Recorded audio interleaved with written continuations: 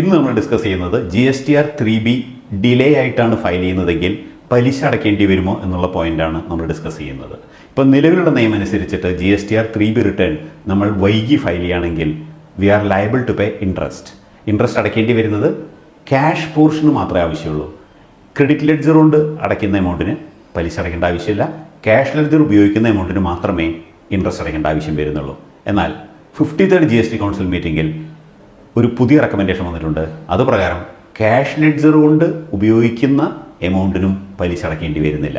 അപ്പോൾ credit ledger ആയാലും cash ledger ആയാലും ഇൻട്രസ്റ്റ് ഡിലേഡ് റിട്ടേൺ ആയാൽ അടയ്ക്കേണ്ട ആവശ്യം വരുന്നില്ല. പക്ഷേ ഒരു കാര്യം ഉറപ്പാക്കണം, ക്യാഷ് ലെഡ്ജറിൽ due date of GSTR 3B file ചെയ്യുന്ന ഡ്യൂ ഡേറ്റിൽ ക്യാഷ് ലെഡ്ജറിൽ സഫിഷ്യൻറ്റ് പൈസ ഉണ്ടാവുകയും അത് വെച്ച് നമ്മൾ ഡിലേഡ് ആയിട്ട് റിട്ടേൺ ഫയൽ ചെയ്യുകയാണെങ്കിൽ ഇൻട്രസ്റ്റ് അടയ്ക്കേണ്ട ആവശ്യം വരുന്നില്ല.